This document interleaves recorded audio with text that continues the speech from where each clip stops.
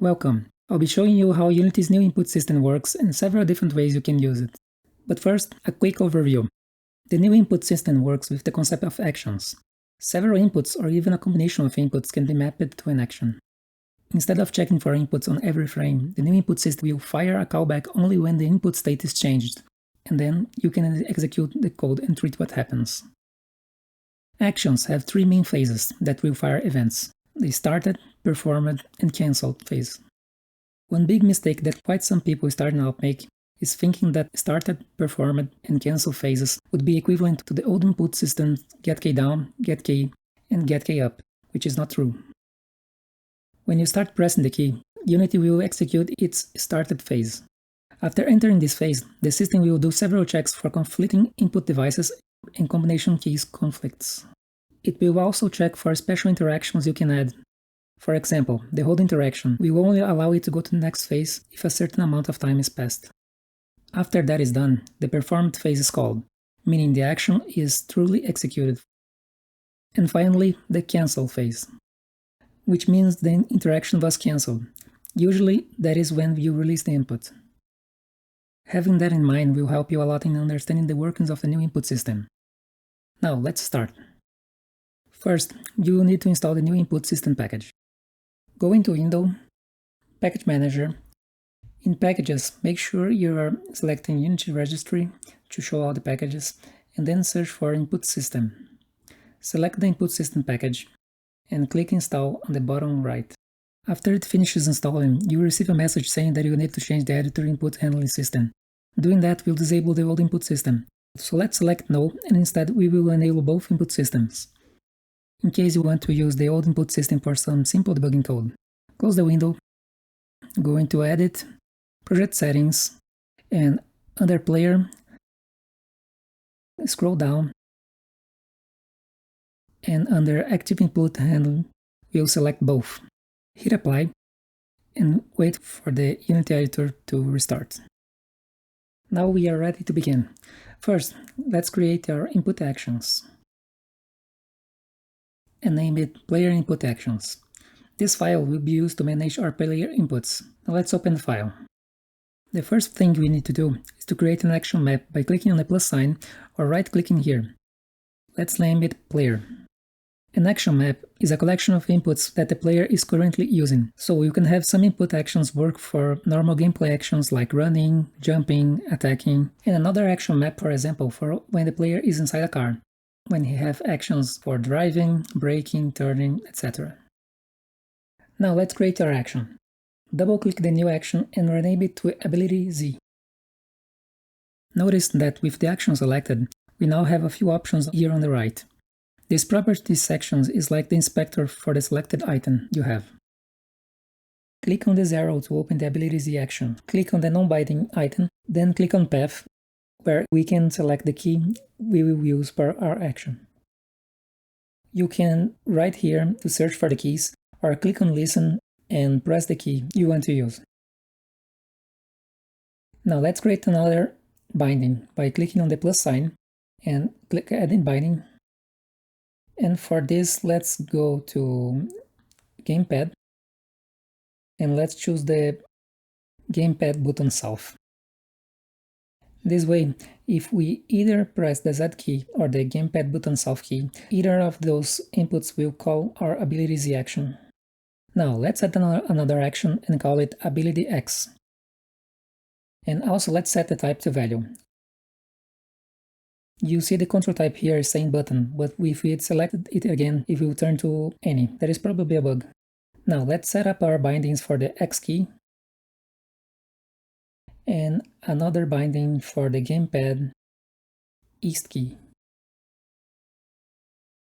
If you select the Ability X again, in this section you'll see we have interactions. Clicking on the plus sign, we can add several different interactions for it. Let's add a hold interaction. That way, the action will only enter its performed phase when the player is holding the bindings for at least that amount of time. Finally, let's create another action and name it Move for our player's movement. In here, we want to have the action type set to value, and in control type, we want to have it at vector2 because we will be using it to take the player moving direction. If you click on the bindings for the action now, you'll see that our options are now very limited. It is only showing us the actions that have a vector2 output. Select the gamepad left stick and let's create another binding. Let's add an up, down, left, right composite. And let's name it WASD for our movement keys. This will map a key input for each direction and simulate the joystick vector2 X and Y output. Now let's add the binding for the up key to W, the down key to S, the left key to A, and finally the right key to D.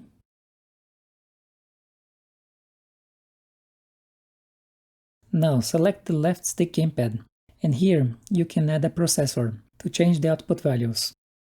Here let's add a stick dead zone. This way it will only start the input when a minimal range is achieved.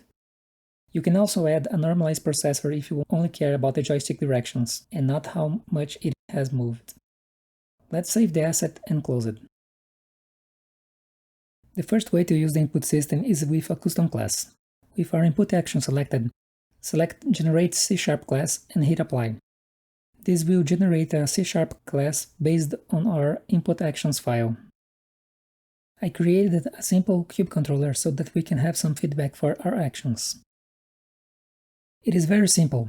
It has a speed variable that will move the cube, a public method that changes its colors, and another public method to change its move speed. Now let's create a new C# script and name it Input Manager with class. Let's declare our PlayerInput action, our generated class, and name it Input. Let's also add a using Unity Engine.input system. Let's initialize our input variable on the start method, doing input equals new player input actions. And now let's access our action, doing input.player for our action map, .abilityX.started for our started phase, plus equal, and let's do an onAbilityX. If you are using Visual Studio Code, you can click on this light bulb and hit Generate Method, and it will automatically create the callback function for you, or you can type it manually. Let's do a simple debug.log and print out the information of our callback context variable. And let's also add the events for the performed and cancelled phases.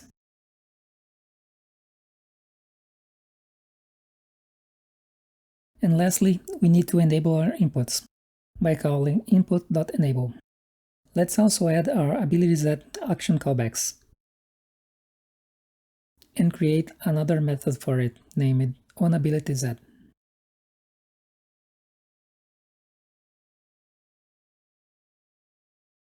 Let's also do a debug.log for it.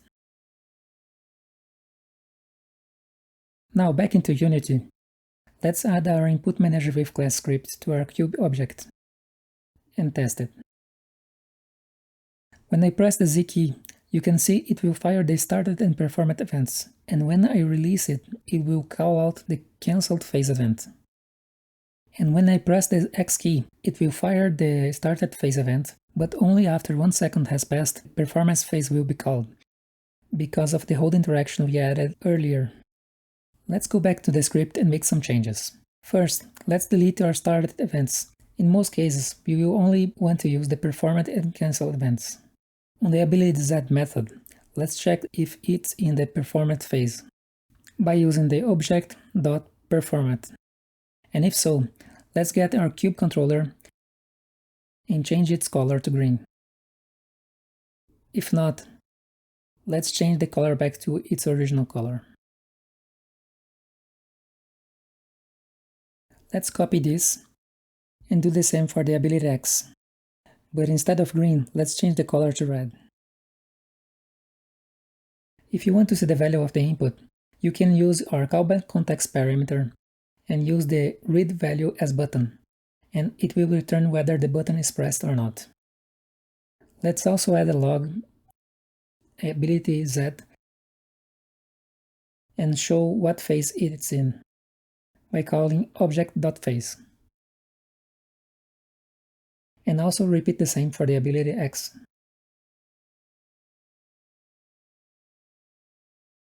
Now if we test this, we can see the cube changing color when we press Z and X. But here we have some problems. When disabled the cube object, you can see that the inputs are still working, even though the script object is not active anymore. And if we delete our object and try to do the same, it will give an error because the object does not exist anymore. To fix this, let's go back to our script. Let's create the onDisable method and call input.disable to disable inputs when our object is disabled. Next, we are going to change the start method to awake, because if you remember the Unisys object lifecycle, it is called before onEnable, and we need our player input actions to be created at this stage. So let's create our onEnable and put the input.enabled here instead. Finally, we need to add our onDestroy method.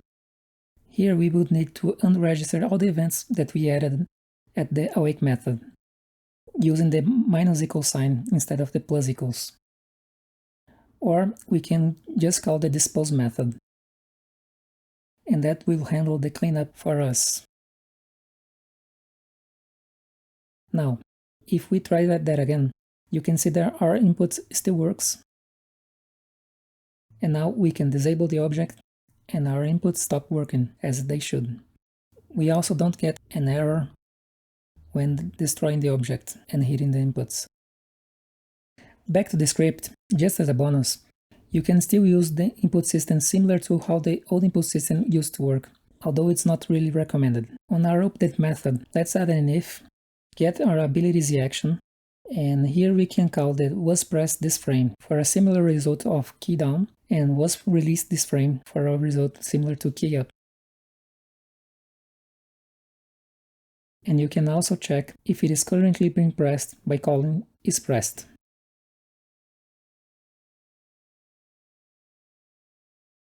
Now if we test this, when we press the Z key, we get our pressed logs, and the was pressed this frame was called once. The custom class is great, but the input system also has another way to do things that does not depend on generating a class every time we change our inputs. Let's remove our script. And also let me move the input actions so everything is in the same place. As we won't be needing the generated class anymore, let's disable this and hit apply, so it does not get compiled anymore. Now let's go back to our cube and add a component named PlayerInput. This special component comes with the input system package and can help us use our actions. First, we set up our PlayerInput actions in the action slot. This component can work in 4 different ways, and we are going to check all of them. First, we are going to take a look at send and broadcast messages. Choosing this will cause the component to try and call all of the action events using the following methods. You can see here our ability Z and X methods. The difference between send and broadcast is that broadcast will also try to search for methods inside children objects, and it is slower because of that. Let's create our input manager with component class. Here, to execute our action, we need to declare a public method with the same name as our action, onAbilityX, and it will take an input value argument with some simple information about the event. We also need to add using input system. Let's do a debug.log here, and you will see it has less information than our previous callback context variable. We can get the value either by using the isPressed attribute or by using the get function and specifying its type. Let's print out a message. And also let's do the same for our ability Z action.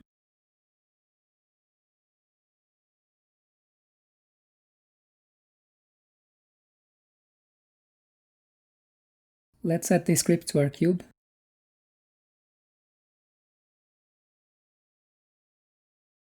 Let's quickly go back into our input actions select the ability X and remove our hold interactions so we don't have to wait 1 second every time.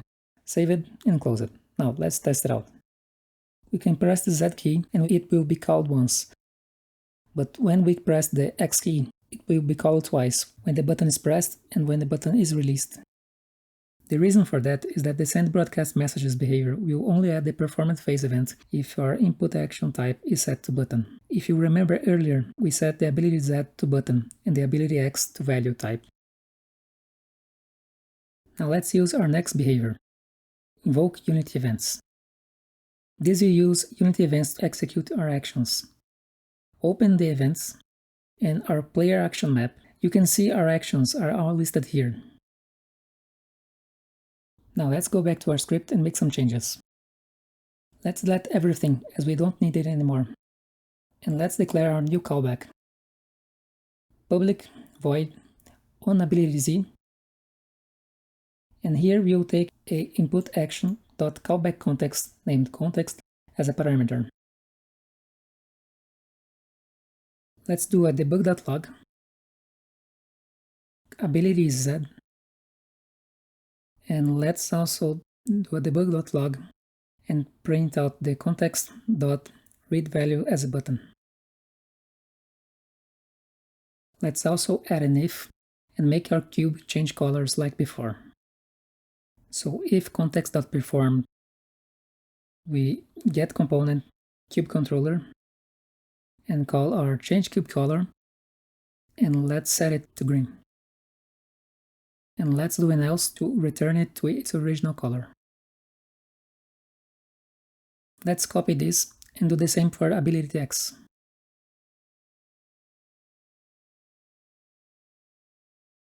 Let's change the print, and also let's set the color to red instead of green. And let's finally use our move action. Let's create our onMove callback using public void onMove, passing an input action.callbackContext, name it context. And here we will have a vector2 return value for a movement direction. We can get its value by calling readValue and passing the vector2 as a type.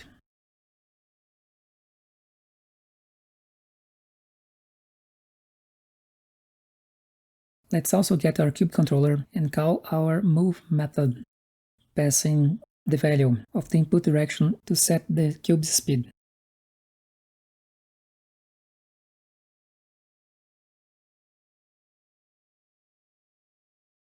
Let's go back to our cube and set up the unit events for the callbacks we just created. Hit plus to add an event, drag our object reference, and on function, let's go into an input manager with component and select our function. Let's do the same for ability X and move.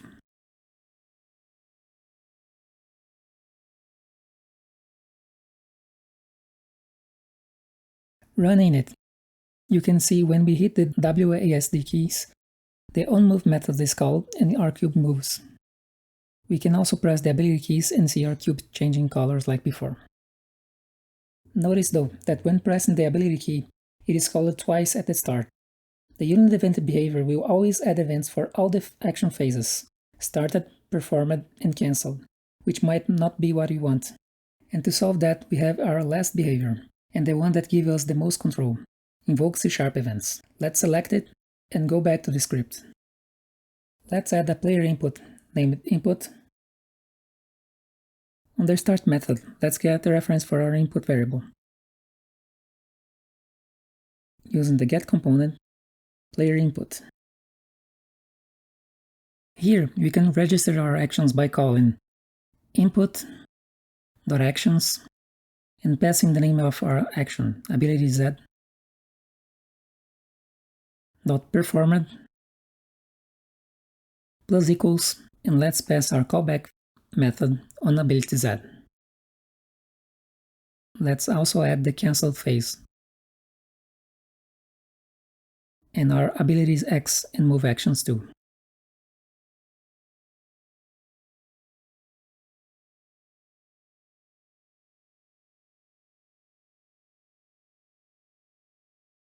Testing it out, we can see everything is working. Also, the player input component already takes care of disabled our inputs and properly disposing of everything. So we don't have to do that manually anymore. Let me show you an example of how to use and change action maps. Go back to the input actions and let's create a new action map named menu. And also add an action named ability X and give it the same binding X. It is not recommended to use actions with the same name as it can cause ambiguity. But let's do it anyways, so I can show you how you can deal with it. While we are here, let me quickly show you can also create control schemes. You can use them to better organize your controls, and they can be used, for example, to change the UI display buttons for your game. After creating the schema, you will be able to select in what control scheme each binding is for. But we will not be using it here. So let's delete it. Make sure you hit no to keep any bindings for the deleted control schemes.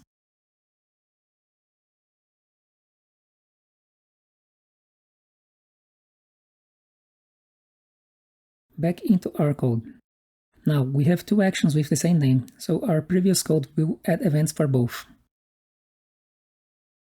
In case you don't want that, we need to use the findActionMap method and filter out the actions. Let's add a new callback on Ability X menu, so we can see that they are indeed working separately.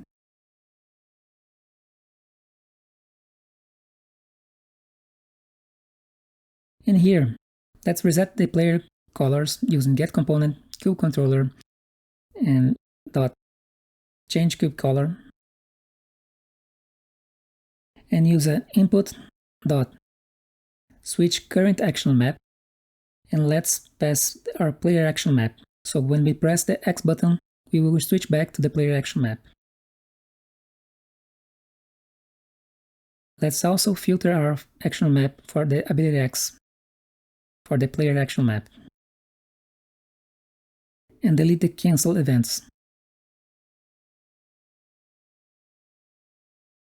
Now on our ability X callback, let's change the debug.log text.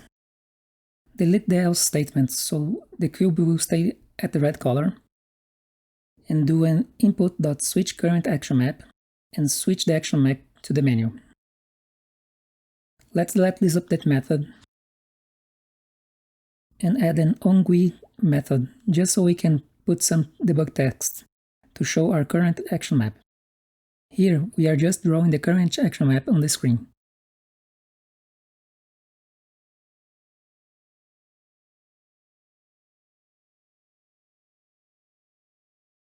If we test it now, you'll see the player action map is active.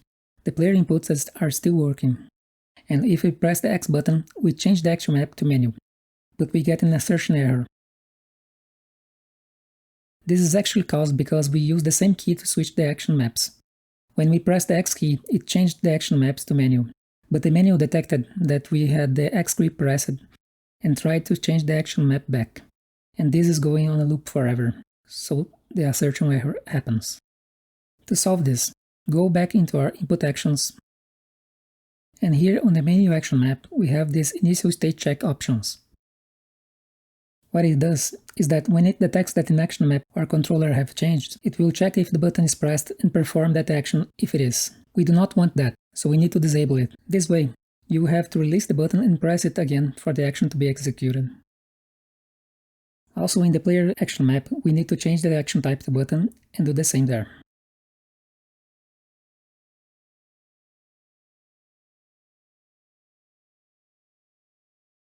And now we can see it working. We can change the action map by pressing X. When the menu action map is active, all the player inputs are disabled. And we can press X again to go back into the player action map.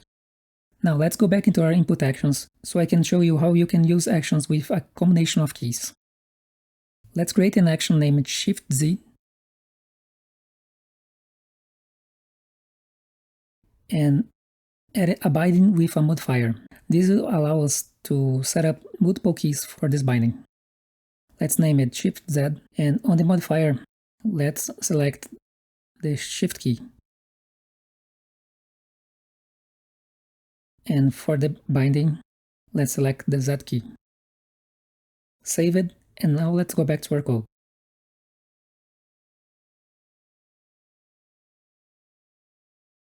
Let me just put it down here so it's more organized.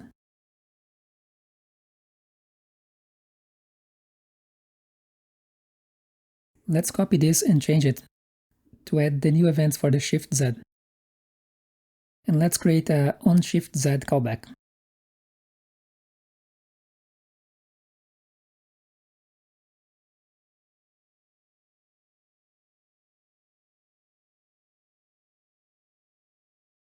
Let's do a simple debug.log and also change the variable to context so it's consistent with the others.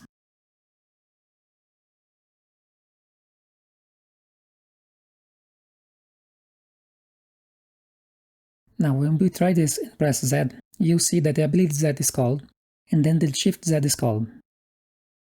The default behavior will not try to cancel conflicting inputs. So to fix this, we need to go into Edit, Project Settings, and on Input System Package, we have this option, Enable Input Consumption. This will consume the input and only allow the most complex input action to exist at one time.